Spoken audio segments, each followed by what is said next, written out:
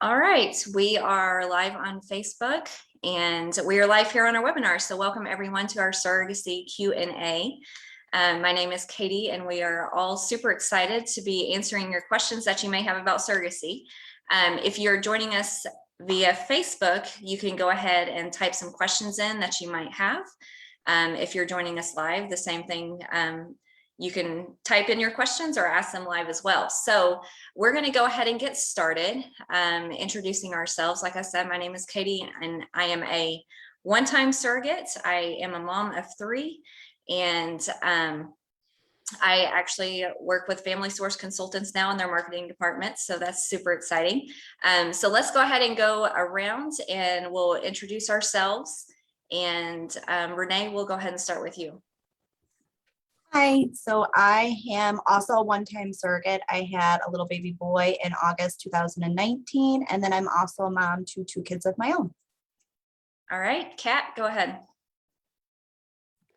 Hello, I am a mom to 2 kiddos, and I just had my first surrogate journey that I delivered a week and a half ago.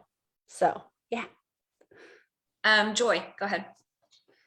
Hi, my name is Joy. I'm a case manager for Family Source Consultants. I'm also a one-time surrogate. I delivered a baby girl in September of 2020 for a couple in Chicago. My ultimate goal is to have 3 surrogate journeys. So I will be working towards that before I get too old and don't want to do it anymore, because we all know that that happens. And I have 2 lovely kids of my own who are 7 and 5. Awesome. All right, Delana. My name's Delana, and I am currently 13 weeks pregnant with my first surrogate baby, and I have 2 kids of my own, 6 and 4. Awesome. Thank you. Thank you so much for all those introductions. And we're going to go ahead and get started on a few questions.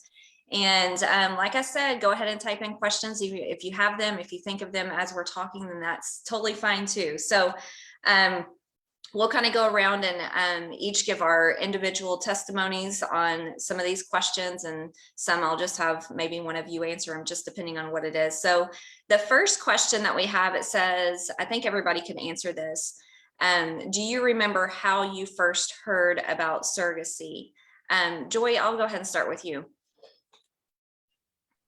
I have always wanted to be a surrogate. I think that it was always on my mind. And actually what pushed me into joining Family Source was a GoFundMe page that I found about a wonderful couple that was having infertility issues, and it just touched my heart. And I think that was the first time that I realized, like, this is what I'm doing. Yeah, that was going to be one of my other questions. How did you decide it was something you wanted to do? And that's awesome. That is from a GoFundMe page. That's kind of special too, to see that and, want to help someone that is going through a hard time and then get into your own journey from that. So Renee, go ahead and answer that question for us. You are muted. There. Okay, now I'm not. I was actually an egg donor before I was a surrogate, and it was kind of always something I wanted to do, and then I just did it. That's short and sweet. Hey, you want to do it, then you do it. All right, Kat, go ahead. I heard about it through the doula that attended my son's birth, and she pretty much right after, I think, is when she started her journey, and she had posted about it. And when my husband and I decided that we were done having children, I loved being pregnant, and I just had this feeling that I was like, well, I'm not done. I'm not done being pregnant, but I don't want a newborn. Nope, not even a little bit. And so when my friend, the doula, posted about it, I was like, I had never really thought about it beforehand. I knew what it was, but it kind of started that train of thought. And I approached the subject with my husband because I was like, hey, how do you feel about this? And when he was on board with it, I was like, yes, full steam ahead. I think like a month later we were matching. So hey, that's awesome. I think for me, it was like in passing, someone had mentioned it. So it wasn't ever really on my radar. Like I heard surrogacy, I knew kind of what it was, but I wasn't totally sure. And then I had a friend that went through fertility issues And I said, oh, I would carry your baby if you're not able to have one.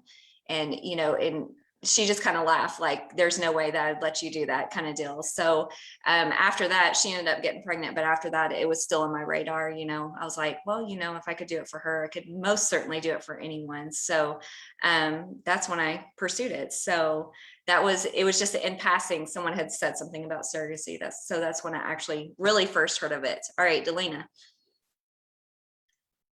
Yeah, I had a friend that I knew when I was about 20, and she struggled, or she knew that even as a young person that she would not be able to carry a child if she wanted to have children. So, even back then, I got in my mind, I would love to help someone create a family. And then just about 2 years ago, I was at a party with some friends, and someone there was pregnant, and it turns out she was a surrogate.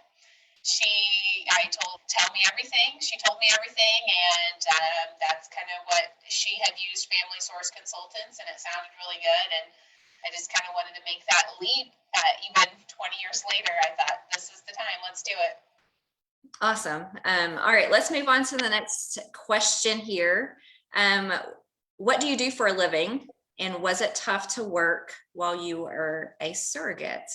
I'll start because I was a stay-at-home mom, but I am very busy with small children, not too small, but busy elementary age kids. And even with that, it wasn't hard for me to navigate all the appointments and things like that. But I kind of want to hear someone's experience that was working full-time. Renee.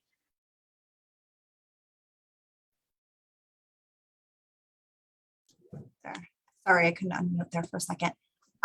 So I work full-time as a nurse. I worked full-time as a nurse when I was pregnant.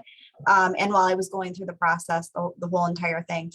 And I also am a single mom of 2 kids. So it was a manageable challenge. My work was super flexible about letting me leave early, come in late, all those kinds of things. And especially I was diagnosed with gestational diabetes. So towards the end, it was constant doctor's appointments. And I do work for an amazing place, and they were super, super, just very flexible, letting me do all of that. But yes, it was a challenge. And I purposely picked a doctor that was like 2 blocks away from my work when I was able to be released to my own OB, so that I knew that if something happened, or if I had to do doctor's appointments during lunch or something, that's what I was going to do. Well, that's good that it was very close, so that she could just kind of sprint over there, not literally, but I was going to say it would be fun to sprint over there, just 2 blocks away. Yeah, that's awesome that your work worked around all your appointments and stuff. So Joy, were you working full-time then? So, I mean, I kind of have the best of all worlds because I work for Family Source Consultants, and they're obviously very understanding of what we do. But I was bartending on the side, and I feel like it was just, I mean, moms do it all the time. They hold down a full-time gig while they're pregnant. And it's just, if you had a decent pregnancy with your own children, I think that you would have no problem whatsoever holding down your job, your family, and the surrogacy. Sure. Kat, did you catch that question? I'm catching the gist of it. Okay. What do you do for a living, and was it tough to work while you were a surrogate?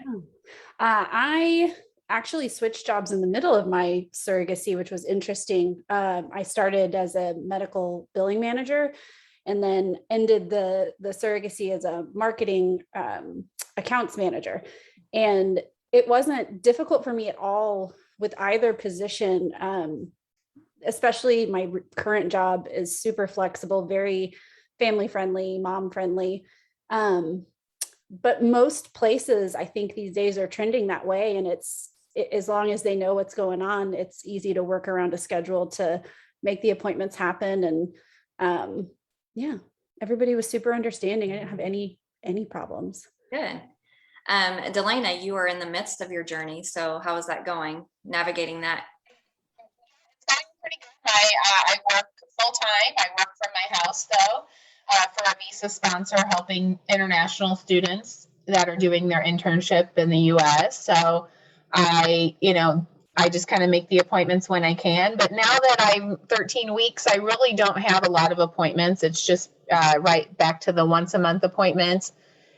And then even getting into the pregnancy, you know, it really was maybe 2 weeks where there was a lot of going back and forth. But ever since we found out the pregnancy was viable, you know, you don't really have as many appointments as that's more than a typical pregnancy. So Sure. Yeah, another question was it challenging to coordinate all the appointments and medications? I think medications is a little bit different, especially when we first start out on our first journey. Like, what are these and what do we do with them, and how, you know, how to administer them and all those things. So was it challenging to coordinate all the appointments and the medications? For me, I think the fertility clinics were super good with explaining everything, and to tell us when we needed to take all the medications or administer all the medications. That was easy. And my husband is a police officer, so he was gone. So I had to learn to give these shots to myself, which I think a lot of surrogates do. Or I've heard of some people going to a friend's house and saying, can you give me this shot, because it was too hard for them to do.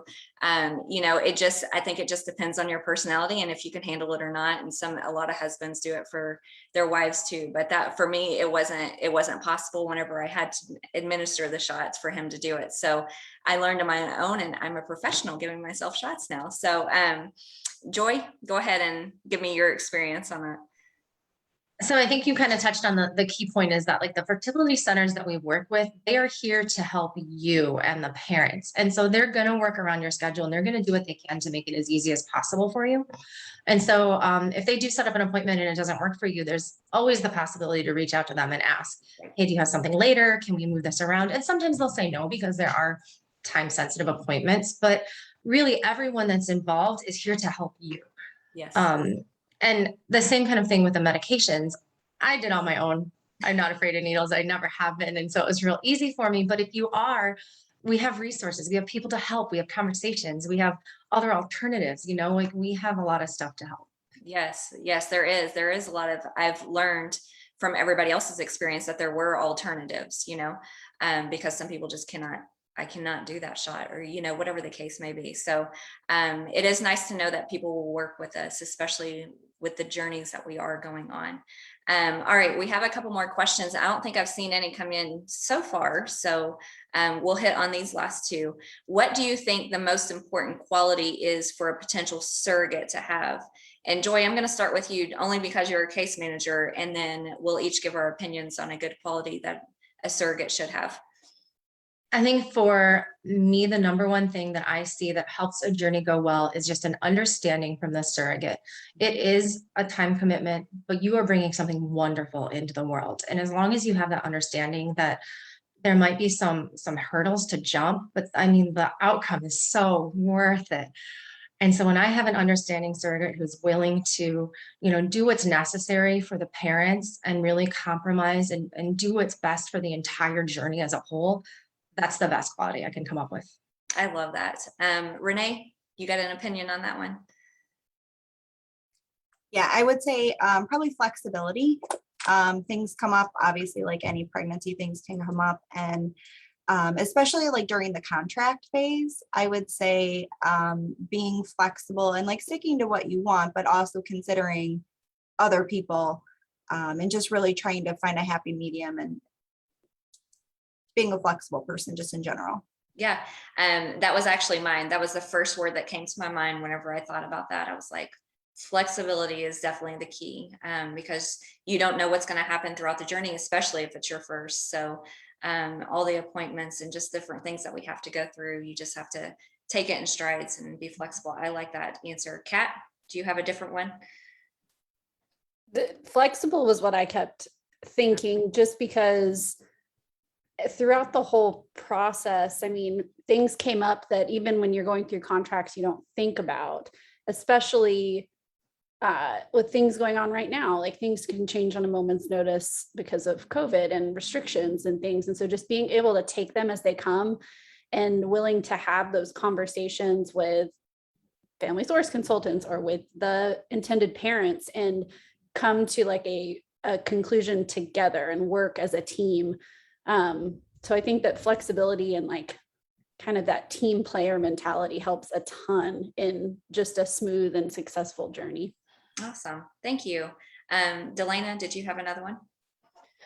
Yeah, I would just say go into it with an open mind. I think that we often see celebrities that have had surrogates. So it's easy for us to get into the maybe an assumption that the family that will help will be very Instagram or very, really outgoing, really super excited and want to, have Instagram photos every day of the pregnancy. And these are real people who, if you work with Family Source to find the best couple that fits or single person that fits best with you. And I'm really glad for that help in finding the right family that worked best, because like my family, they're a little bit on the shy side, but we've really grown our relationship and it's gone very well. But just to keep an open mind that in that Family Source will help you with that matching of a family. Yes, for sure. I do call them matchmakers because I think for the most part, everyone's match is just super fitting for their personalities and their lifestyle and things like that. I know for my case, us and our intended parents were so much alike and we got along, and the journey just goes so much smoother when you have someone that you click with, in a sense. So all right, we're going to end on this last question. Still haven't seen any questions come in. If you're on Facebook, go ahead and type in your questions, or even afterwards, after it's over, we'll grab those questions and go over them next time as well. Last question is, what advice would you give to someone who is just starting out as a surrogate? Kat, I'll start with you.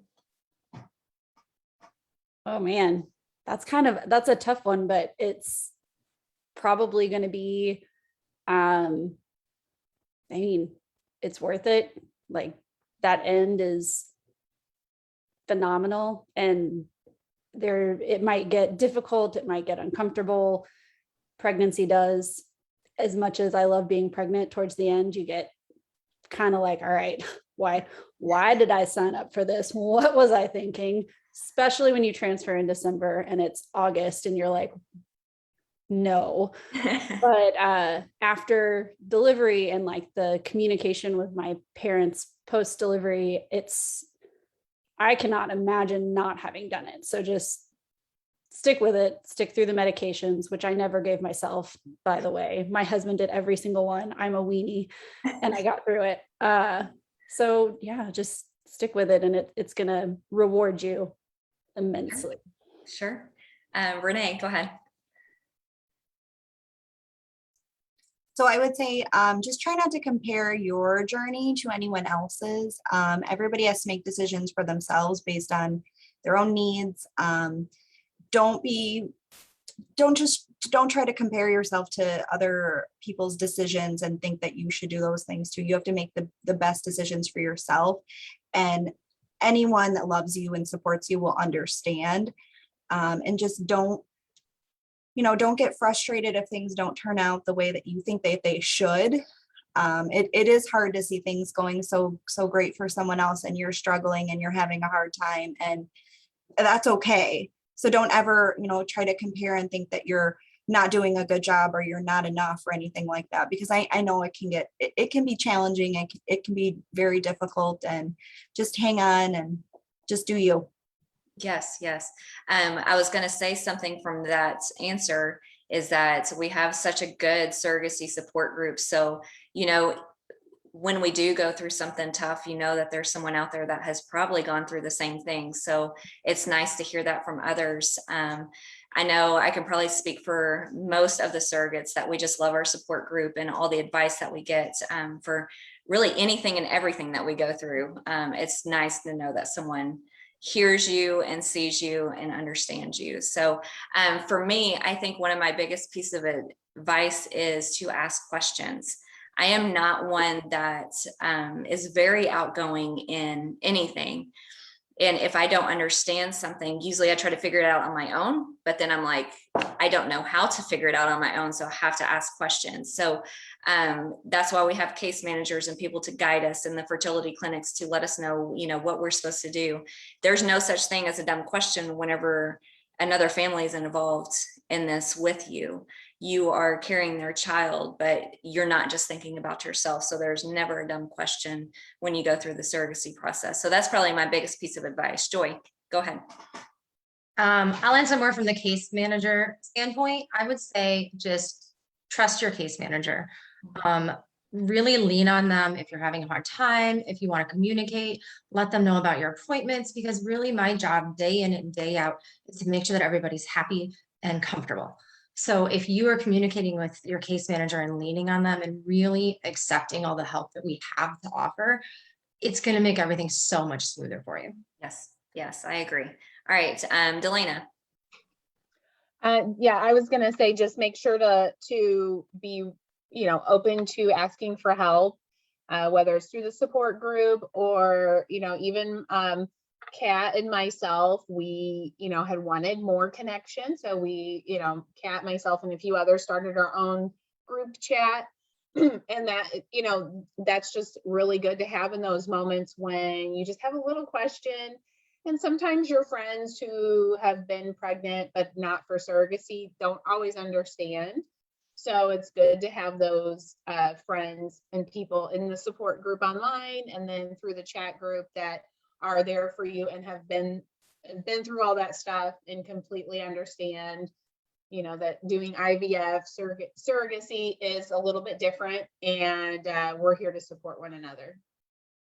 Awesome. Well, that's all the questions that we have for today. And I appreciate every one of you joining me, especially our surrogates, former and current surrogates, joining me and helping me answer those questions. And again, if you have some questions, just drop them there on Facebook and we'll answer them next time we get together. So I appreciate you all and hope to see you next month on the Q&A again. All right, bye. Bye.